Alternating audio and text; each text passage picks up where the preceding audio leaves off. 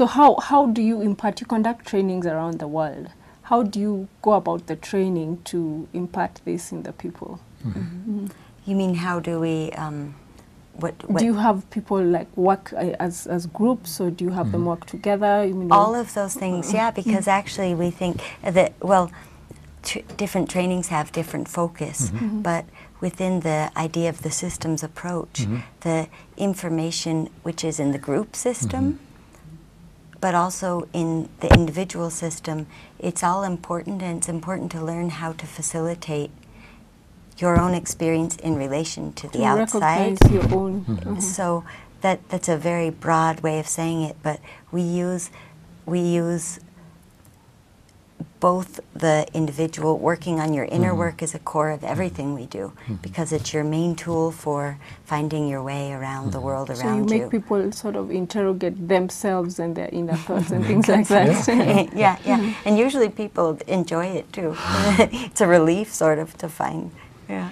For example, like what you said before, sometimes people say, are you a political institute? And then the answer between friends is, also, are you a health institute? Also, are you a psychological institute? Also, are you an organizational development group? Also, the answer is always also, because today everything is connected. You have you work on a health issue, like let's say you're a woman, you work on a health issue, you have your own personal disturbance, your own dream, but then there's the whole social issue. How does the world feel about you and your health rights or your health equity as a woman? This brings in gender issues. This brings in religious issues. This brings in political issues. We can't say anymore clearly at what point does a personal health issue become a political issue and vice versa, because it's all connected today.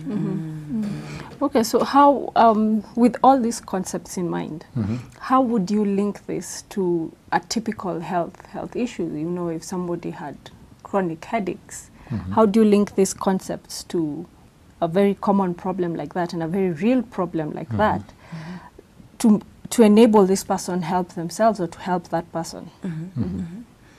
Well, let's say, thanks for asking. So you could say, first of all, the person can find what is the marginalized energy or the part that is not me in the headache. So for example, I have frequently headaches. Yeah. And so you would... So I would ask, how do you notice, how do you experience your headache? And you would say? And then I would say, I feel in the background a pressure. Okay, great. It's like this here. Okay, great. So then I ask, can you do that a little bit more? And then as you're doing this, then I notice something in me wants to pressure people. Sorry. Great. Pressure people. Okay, great. You want to pressure people. Yes. But sometimes maybe you feel shy to pressure people. I think of myself as a nice and gentle person. I think of myself as a sensitive person, but I'm also running a relatively large organization. Right. So unfortunately, once in a while I have to pressure people and be bossy. Yeah. And that's not easy. Exactly. I like to think other people pressure people and are bossy, whereas I'm the Mr. Nice Guy. That's great. Can you follow that? So my headache, so to speak, I actually never worked on this, is helping me at times to pressure people more and say, come on, get this done by tomorrow. Yes. That's great. Can I say that? That's great how you said it, yeah. And so that's linked with your own identity, I'm nice, and then, but also with the system you're in, the organization, but you could even say within the culture maybe, it's not so good to pressure people. Especially in the psychological, holistic culture that we work in. Yes. People, a lot of my colleagues, or the professional group likes to have a friendly, gentle appearance. Yes. They don't. It's different from like if I was in the army, would be fine. That would be fine. Yeah, that's expected. That's why I dreamt last night that I was in the army.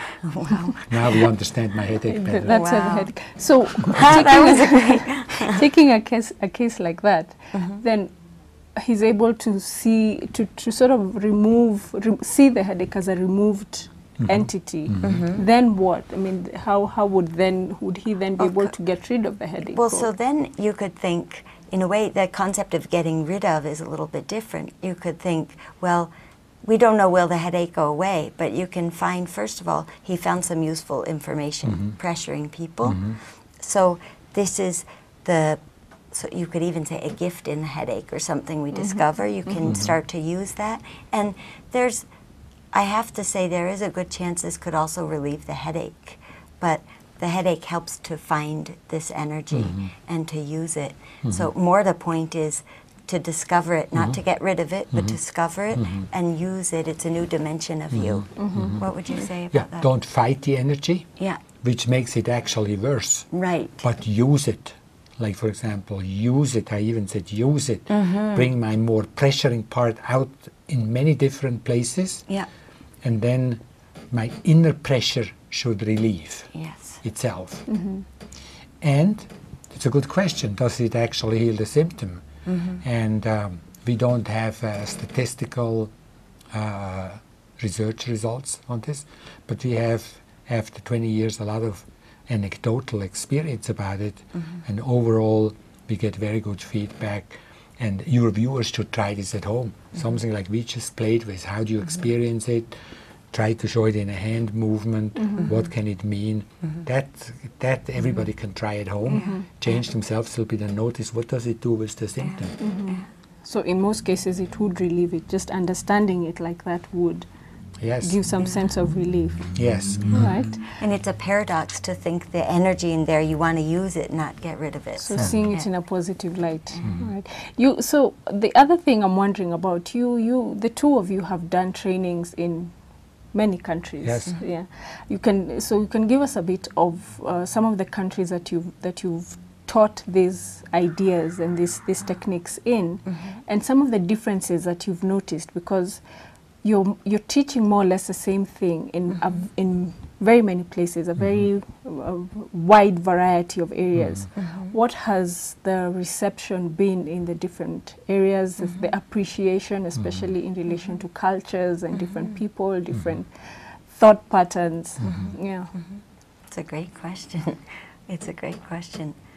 I notice, well, maybe I can first say a few of the different places that we work. We work also in Russia, in Europe, in Palestine, where else are we working? Central Asia. In all over Europe. The U.S. In Ecuador. And I'm in the middle of developing programs for other Andes country and Indonesia. And we've been working in Japan and South Africa, Sierra Leone. And now we're in a big program in North Africa and the Middle East, where we work in connection with some EU governments, where we train people from, are you ready? Morocco, Tunisia, Libya, Egypt, Yemen, Jordan, and Palestine. I see, that's a lot. I know. That's so all the a Arab lot Spring of countries. people. All the Arab Spring countries. Yeah, that's a lot and of they're people. wild. They're wild. They are they have Arab Spring. So it's blossoming.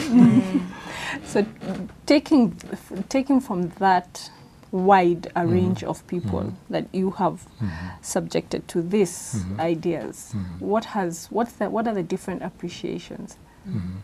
It's a fantastic question. It is a great question that I would love to think more about. It's also a very Kenyan question, because it's in my mind, the question itself shows your interest in diversity. Your interest in diversity. How do certain ideas, how can they be picked up by very different mindsets, ideas, and groups? And cultures, yeah. That's really true. Well, a lot of these concepts, for example, working with X-energy, that's a transcultural concept, meaning we don't always say X-energy, we say work with what bothers you, notice what disturbs you, notice what feels wrong. And now different cultures obviously have different X-energies. So the content of the work is filled out very differently. the teaching and the learning styles are also very, very different, and each culture picks up and reorganizes our concepts in a way that work for them. For example, we do something we call group process, where we show unspoken information in groups through role play. And I think I told you before in the break, like for example, we found in our East African trainings that East Africans love to play roles, and they're very open to trying out things, whereas for example some European nations have a tendency to be a little bit more stiff. They like to sit in a chair talking about stuff longer, and there's only so much you can get by talking about it.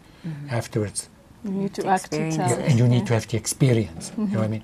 You can't talk about a sunset only. You have to be in it, and you have to let it work on you, and you have to realize in the sunset many things happen, what we call hyperspaces, romance, artistic beauty, a spiritual longing for your life ending at one point.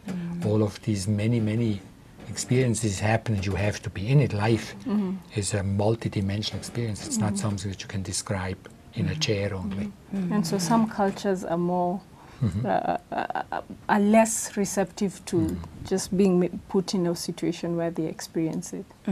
Use a different path. I should say they use a different path to get there. To get to where they where you need them to be.